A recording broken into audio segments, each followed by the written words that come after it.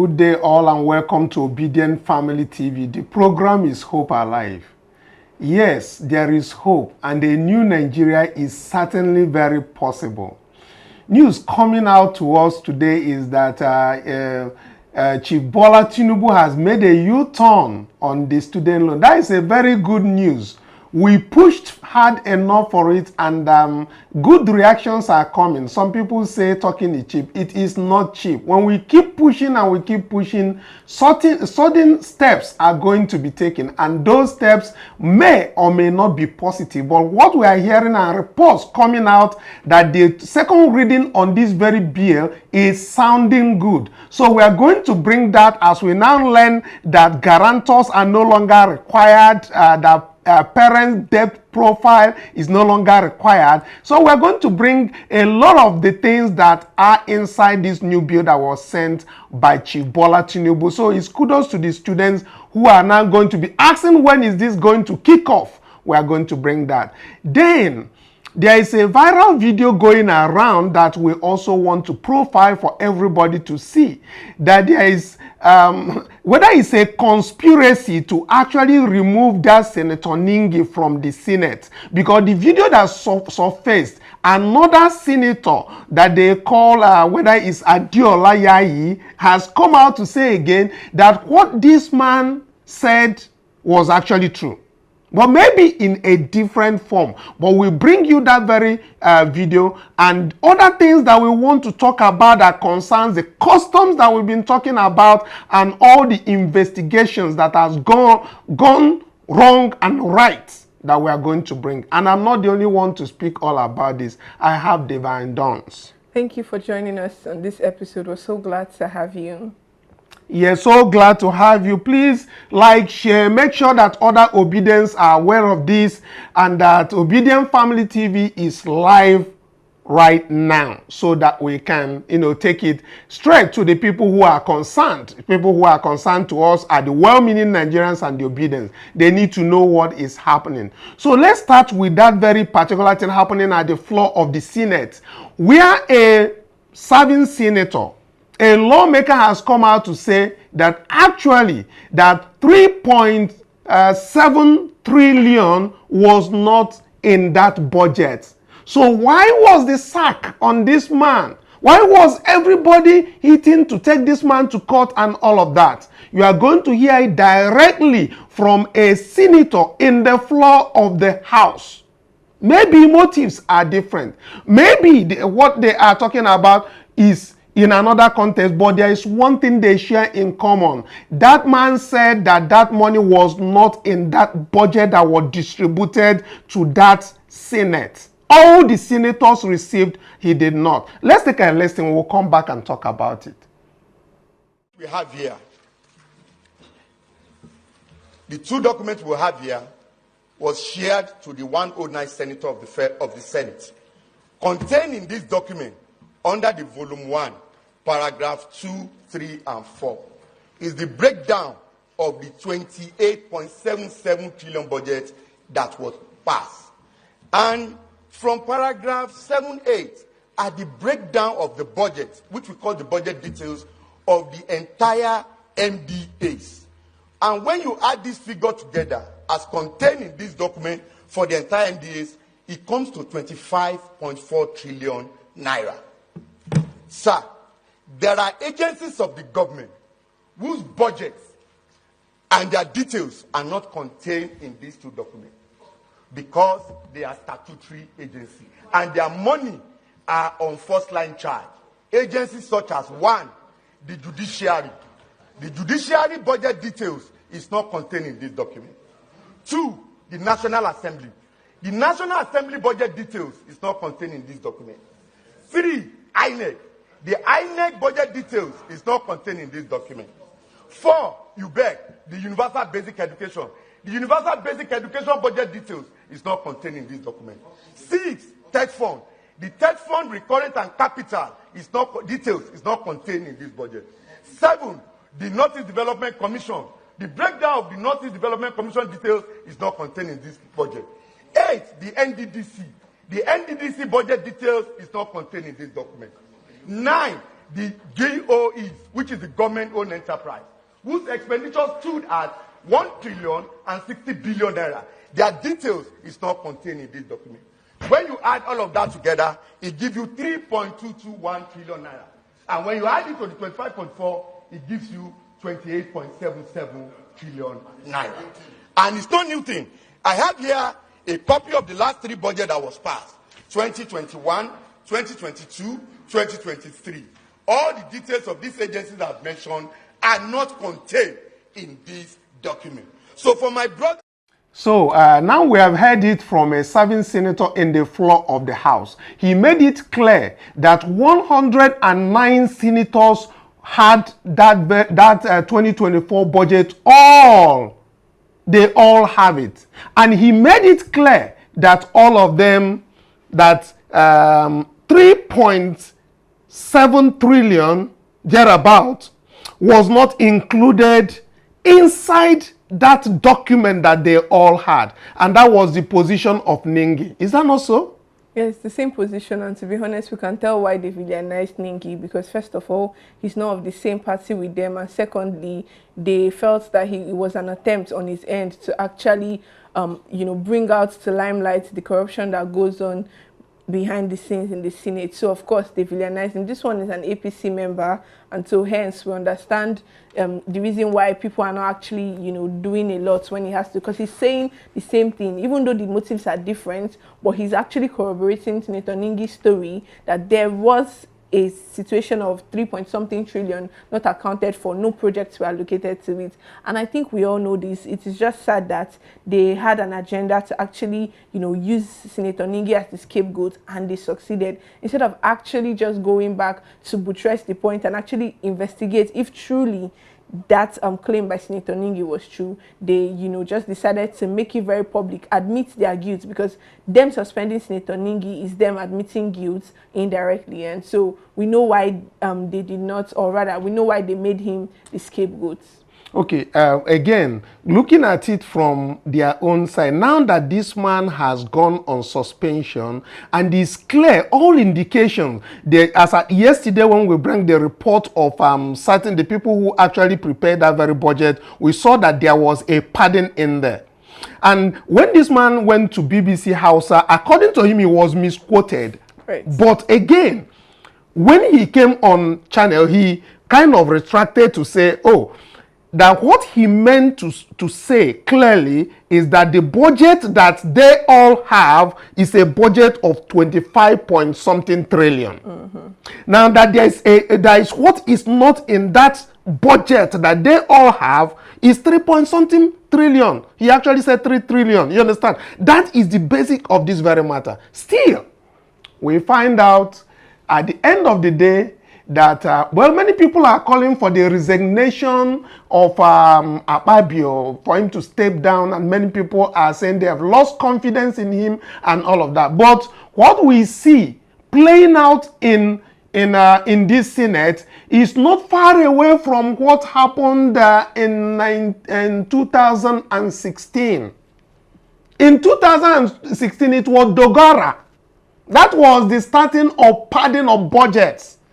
Check Dogara and Co. They said they brought a budget and the budget got missing. From when the budget got missing, it came back, and it came back padded and all that. That is a manifestation of what is happening in this very Senate. So whether you like it or believe it, we know, and all Nigerians know, that this very budget was padded. And we keep bringing it out, even if they think, or we insinuate that it's a distraction, so to speak. But we must bring and point that out. Let them come out clearly, point by point, and clear Nigerians on this. The 1.2 trillion, the executive specifically admitted to be padded by the so-called senators has not been explained. But we will come back to that. Let's get back to the major issue of today, which is that Tinubu has made a U-turn and has sent in a bill, a repeal and enactment bill to the National Assembly, which has, of course, gone to second reading. And in this very second reading, we can see that all the cries of the students everywhere, and all our shout outs in this platform that very previous student loan was a scam. What we shouted down here, followed by David Undein, was the first person to raise it, and so many other obedience. But I thank God that today it has been hackened and a change or a repeal has been done. And what has been done is what we want to present to you today. So let's start with, we put them into banners producer so that we can, for the ease of going through this. So this is the FG Easy sent to student loan, a new bill sent to Tinubu, to the National Assembly. This is the source of funding, of course, has relatively changed to the Federal Inland Revenue Service to fund this scheme. And they are looking at 1% of the collected allocations for this very particular bill. So, Divine, let's take it from you. Before we proceed, I'd like to actually mention that we've not gotten the exact dates for this student loan to actually be, brought forward. This is still in the second reading in the Senate, but it is in this second reading or during the second reading that they are amending the criteria for students to be able to access this loan. So a date is going to be communicated when it goes through this reading totally and we get it finally to become a law. Then we're going to be able to actually access these benefits. But for now, this is the repealed and the reenacted version of this bill, and the one with the edited criteria for us to be able to access these loans. So proceeding to the second part of this enactment, it says student applicants can no longer be disqualified based on their parents' loan history, meaning that the hurdles of a guarantor, a parent's debt profile, and others in the old act have been removed in the new bill, thereby making it easier for the loan to be assessed.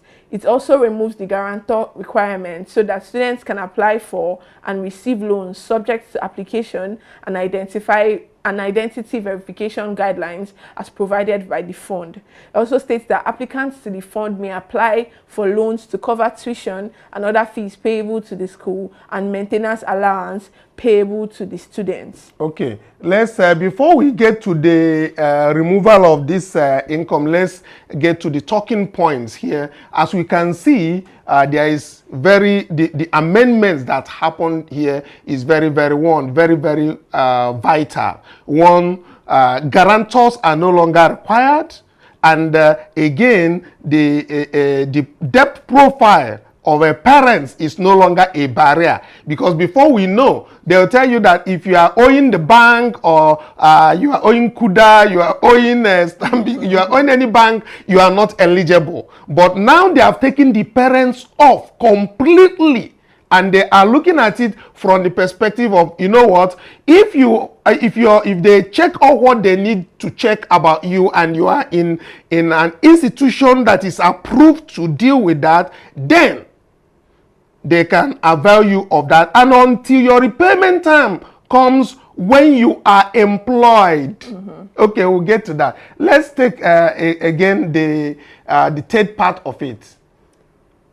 Well, the third part includes the removal of family income threshold condition. And before I read this, I actually want to state that I hate that in this country we get to, would I say, celebrate mediocrity, to be honest, because when this bill came out in the first place, it made no sense for these, bogus conditions or criteria to actually exist in the first place. Now we have to clap for them, because now it's like, okay, eventually they are getting to apply what I'll call common sense, because I don't understand why it existed in the first place. But kudos to them, that's finally they've opened. But you forgot that we shouted before they even listen. Sometimes you even shout and call this scam and all of that, and they will not listen. But somehow, somewhere, somebody has looked at that very bill and see that it is nonsense. You understand? So there are some things we come out every day as an opposition. We say this thing is not good. It is not good. We expect them to change it, and they have. So we will clap for them. Just like in this one of Ningi that is suspended. We are saying this man have said the truth.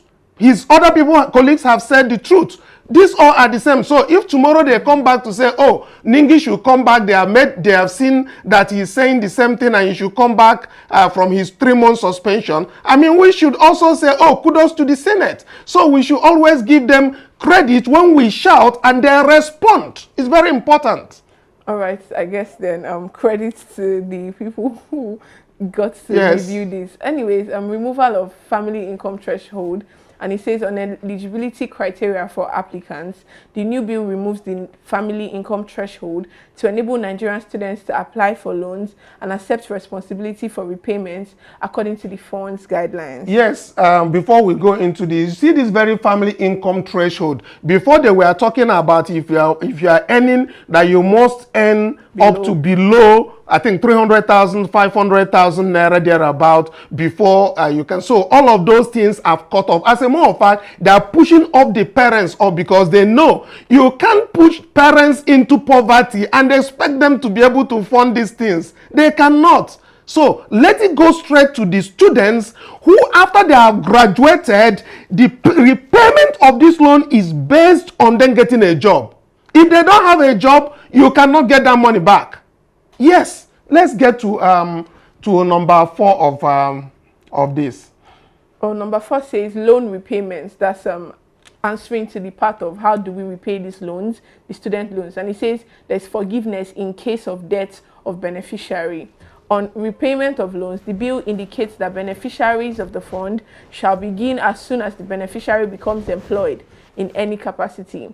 According to the bill, the fund shall not initiate loan recovery efforts until 2 years after the completion of the National Youth Service Corps program. Okay, now we can see that repayment of this loan is the beneficiary of this fund shall begin as soon as the beneficiary becomes employed in any capacity. And that capacity is until you have gone through your National Youth Service. So if they want to delay your National Youth Service after you have gone through your university, so, you know, sometimes they defy, they will tell you, oh, you are going to go into IT, you finish this before 2 years after. Some people has not even done their NYSC. So until you have done with NYSC and you have gotten a job, so even if the loan is staying after 2 years and they want you to repay, you tell them, I have not gotten a job. It's for them to verify that you have not gotten a job, then they will exempt you until you get a job. So it's a good one. Let's have the 4B.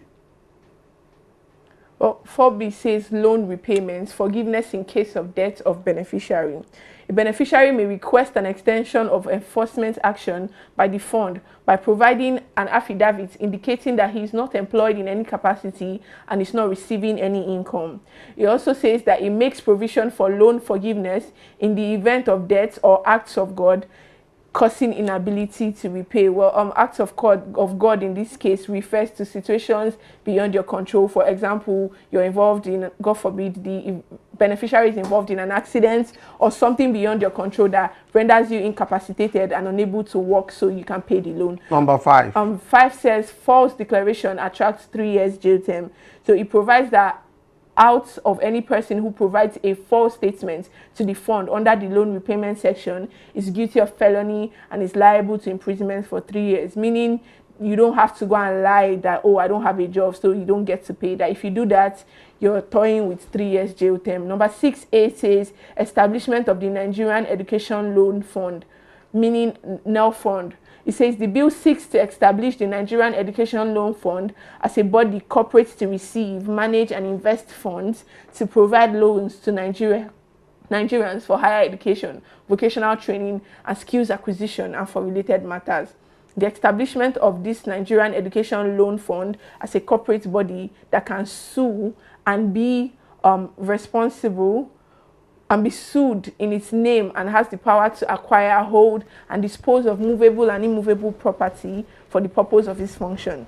The bill establishes a justice and fairness provision mandating the board to ensure a minimum national spread of loans approved and disbursed in each financial year. NEL Fund can legally enter contracts, including loan agreements, and may also initiate action to ensure repayments by beneficiaries. It also says it empowers the fund to provide loans to qualified Nigerians for tuition, fees, charges, and upkeep during their studies in approved tertiary education institutions and vocational and skill acquisition institutions in Nigeria. Okay, so we can see now that the special arrangement that we can see there that is really very significant is that of taking the parents and the guarantors out of this. Right. So it's, these are things that are obtainable in the West. So it's not something that is a new stuff and it's not a rocket science. That a student, if you're paying a tuition of a student and other things that are necessary, when the student is done, when he gets a job, then you start your deductions from the job that the student has.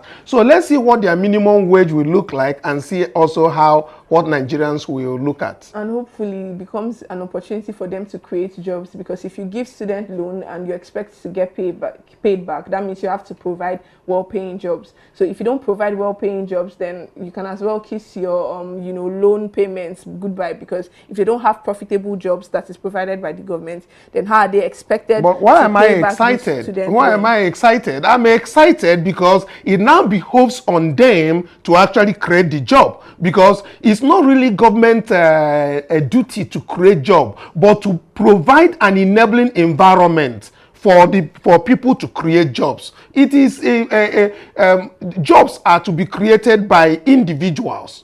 It is corporate organizations. When you give them enabling environment to strive, then you see massive creation of jobs. The jobs that are available for government is the one that is in the Passat house, and they are all occupied. They all change their age and continue to stay there. But when you go to the private sector, that is where you have massive employment. So they need to do what? They need to go into this agriculture that our principal is talking about, mobilize into a full-time mechanized farming so that people will get jobs. That way you can be able to say, oh, so person has gotten a job. An average Nigerian who is driving a taxi does not believe that he is in a job.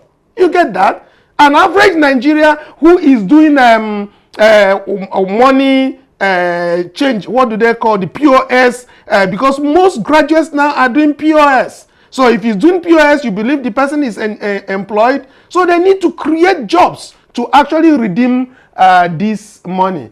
So I think that is about it. But if I have questions about this, the bill has just gone towards the second reading of it.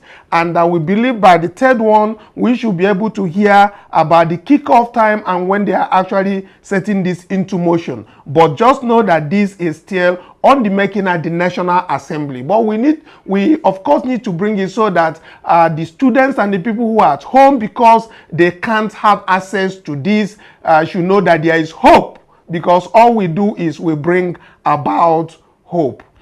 So let's take other things that are on our list. Okay, I have somebody on our comments section here. The other day we did Lagos.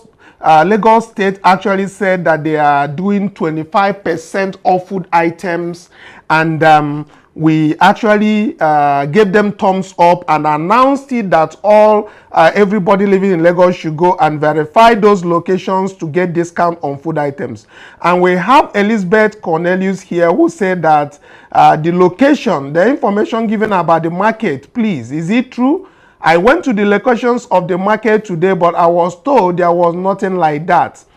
Please, if you are in Lagos, that's what we said. We said, if you're in Lagos, go and help us verify, because they sent us videos and testimonies of people who has gone into different markets in Lagos and they participated to get 25% off the Lagos State percentage discount on food items.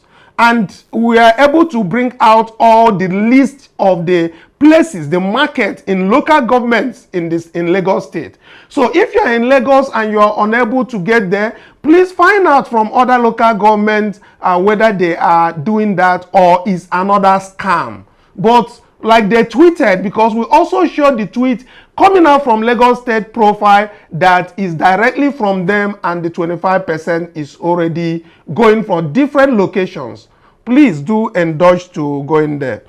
Okay, so and we have other people who are also asking this same question and asking about the locations. Please do verify if you're in Lagos. For those people who had gotten orders. Now let's get to another topic that we have, and this very topic has to do with the customs looting and using the money that they have looted in the borders that are now open to build hotels and hospitality facilities. We have one of these that came from an investigative journalist who actually exposed a whole lot going underground to get information on this. So let's first take the tweet that came from that very officer who accused Officer Najim Akorede of owning a hotel along the smuggling route. But we have this from the Fisayo Soyombo, who is actually exposing all of this. He said, "Good morning, our Customs Nigeria. This is Rao International Hotel and Suites, kilometer 15, Sango Idi Iroko Road, located along Idi Iroko smuggling route. It is owned by one of your men, Najim Akorede, popularly called Najim Custom for context." He said, "This is like policemen establishing hotels along notorious armed robbery routes. Nigerians like to know, why are custom officers the biggest hoteliers in border areas? And what is their obsession with siting this hotel in smuggling zones?" These are questions begging for answer from custom. For some time now, we have been hammering on this about customs, and we have not heard anything coming from the boss of customs. Is he complicit? Does that mean that questions are not meant to be answered, even when obviously somebody has gone to the media to make sure that these things come out? Then let's get some response from netizens. Let's get some response from people on X. And then we can now come back to studio to have a discussion. Now, somebody actually did have a confrontation with Fisayo, whom he responded to. Actually, the person gave him an accolade, saying that he has found out that all what he has done so far are truths. So let's get to this tweet so that we see the response of Fisayo. On this very particular tweet. He said, "You are welcome to the club, brother." That is answering to that person. "Those who believe my work is politically motivated have either newly discovered me or just want to be downright obdurate. How can I go to prison undercover? Go to psychiatric hospital undercover? Travel to Chibok less than a month after the 2014 abduction? Drive equivalent of a stolen vehicle from Abuja to Lagos and back? Traverse the perilous villages of Plateau? Almost get bombed while covering insurgency in Borno? Travel to the northeast searching out soldiers injured in battle with Boko Haram? And someone still thinks I am working for or against a government? How many of these investigations have political connotations?" Questions begging for an answer. This guy is basically saying, I've gone under, I've done a lot of things to expose criminalities happening in Nigeria. And yet, no action. Every time he comes on, I watch his tweet, he will still mention the customs. He is still saying what is happening in customs. Does it mean that when you have a whistleblower, you can't even engage? You can't even check it out? What is really happening in this crime scene called Nigeria, Divine? Well, we can see that they have no answers to it. That's just the very most truth, because they see his, speech, they see what he says, and he tags them. That's the truth. Every single time he has something to say, he doesn't forget to use his art button. He mentions them and asks this question. But they've decided to treat it like, nobody's talking, because they understand that there is some level of truth in what this man is saying. And so, as usual, they're just going to turn a deaf ear to it. So, to be honest, I don't expect any form of reply from the customs, because we know that they are not going to give him a reply or give Nigerians a reply, because they are not even being asked. Because if it was so important for them to reply Nigerians, we know they will be answering to their bosses and the people who put them in those, offices. But nobody cares enough to actually say, you know what, we've heard a lot about these people. Come, let us, have a conversation. So we encourage every one of us to push out to customs and also make sure that the customs are aware of this. Let's spread this very news, let's like and share, so that customs need to react. If their officers are building hotels in all the smuggling areas, let them investigate. Let EFCC investigate them. How much is the salary of a custom officer who is going to build a 5-star hotel? What are we talking about? We're here talking about the red chamber and the budget padding. But again, we have to look at the officers who are those borders that was closed. If the borders are closed, how are customs to build hotels that we know must go into hundreds to billions of naira? Where do they get the money? Which bank loaned them? Because they will always claim they get a loan from the bank. Banks are all co-conspirators with them. Let action be taken on this. Let's also not forget to mention that there are school structures that are collapsing on kids. Not just the one in Tororo, but almost everywhere. And we have the rainy season that is coming. Let's even take a lesson from this very particular video where we see that children are being dragged out of a mud in this 21st century, in a mud classroom, so to speak. Please, make una follow me see whether na this environment the people will be saying they will be the future generation of Nigeria go come out from. Let's take a listen.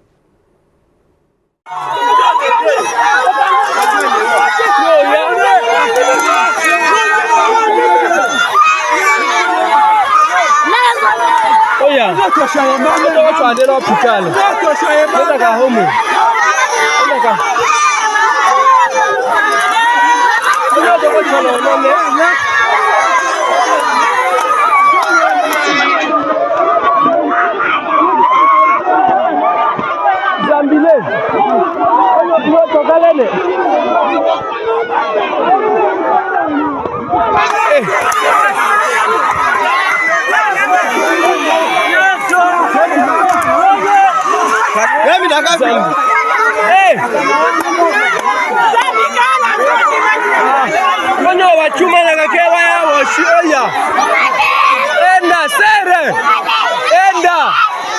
We don't see now for school. I never even believe say get this kind of place where we say school environment like this exists, and there is a certain senator, a certain house member is actually representing this very particular local government or constituency. Did any constituency budget in this very 2024 or 2023 budget allocated to this one that is in a mud house for that they call school? This is where these insurgents are always taking this thing. That's what happened the other side. Well, it's just very sad to see, because we can literally see people being pulled out of a mud classroom that collapsed. And you can imagine the trauma of these people that they are going to face for years. Do you know what it means for a building to actually collapse on you, and then you have to be pulled out of it? And our government is actually there sharing trillions and allocating billions to buy freezers and to buy fridge, and nobody's talking about what actually matters. Because why is schools not actually being prioritized? Why is education not being prioritized in Nigeria? We should have, you know, budgets that are actually allocated to make sure that these northern parts of the country have students, or rather have well, you know, properly equipped classrooms. But no, we have, you know, substandard materials, substandard schools, substandard classrooms for them, and then one day they wake up, and imagine going to school, leaving your house to go to school, and then you wake up and they're like, oh, the building collapsed on your children. And it's just a very sad reality.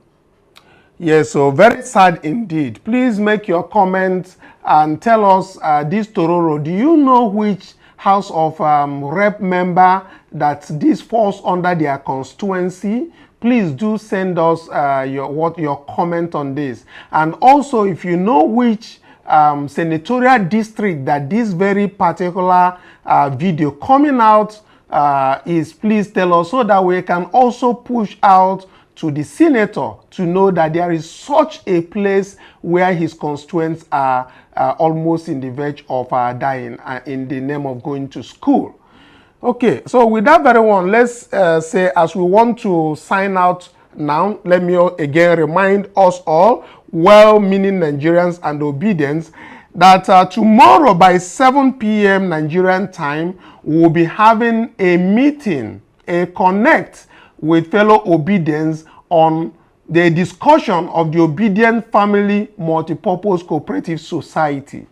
We have been talking about this for some time now, and tomorrow we are going to have the first meeting on how we are going to position from consumption to production. Mainly, whether you are into production or you are into consumption, but you are obedient and you are a well-meaning Nigeria, we expect you to join us tomorrow by 7 p.m.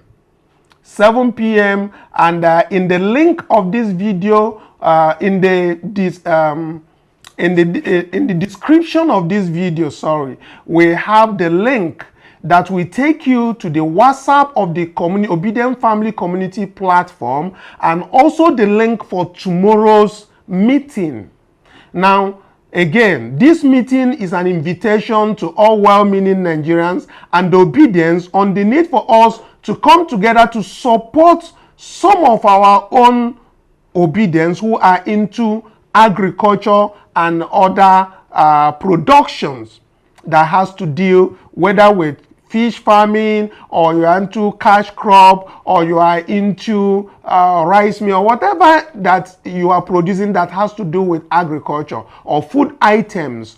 We are going to support you, but we need to come together, have a meeting, and then find a way forward on this cooperative society. Tomorrow by 7 p.m. Nigerian time.